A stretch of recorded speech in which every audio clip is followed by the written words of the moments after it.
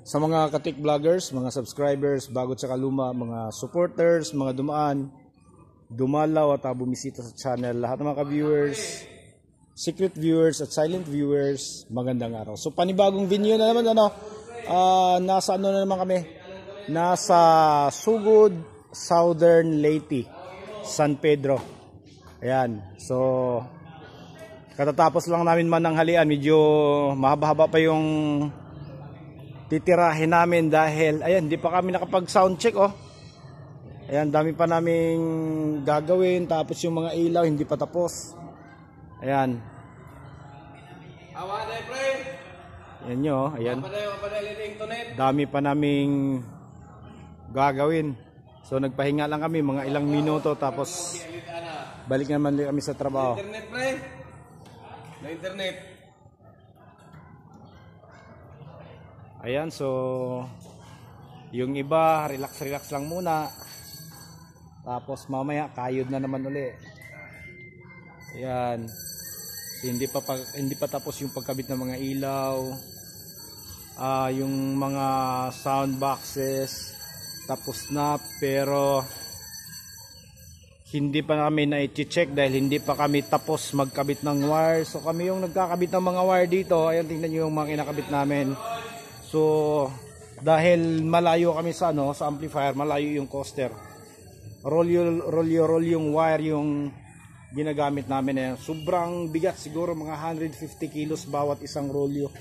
Ayan, so ayan kung makikita nyo, 4 na rolyo yung nandito sa ganitong kalalaki. Ayan, sobrang bigat. Yan siya. Hindi pa kami tapos at ayan, babalikan ito pa Yan. Kakabit pa namin yan. Yan. Para nga pala sa mga nagtatanong kung magkano yung line array na ginagamit natin. So sabi ng boss nasa 110 daw yung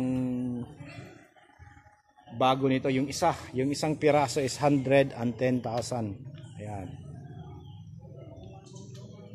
Okay, ayan yung sa likod nito. Audio center, ayan. Okay, so yung kinabit namin dito, 5.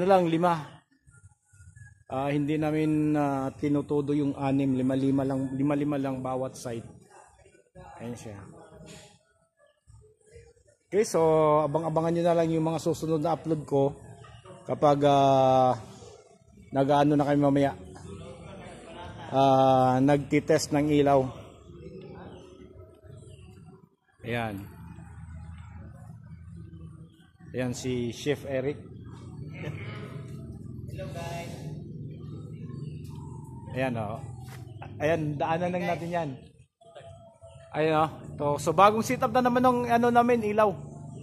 Ayan. Para hindi magsasawa yung mga tao sa pabalik-balik na forma ng ilaw namin. Kaya bago na naman. Ayan.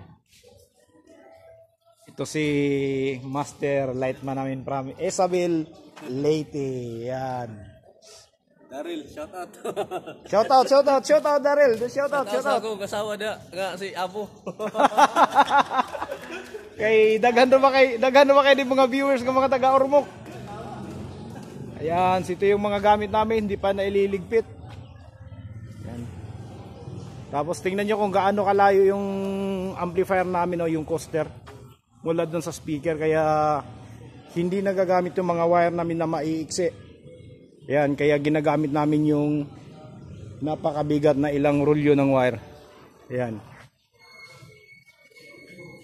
So hanggang dito na lang ulit tayo at maraming salamat. Ayan si DJ Riboy nga pala.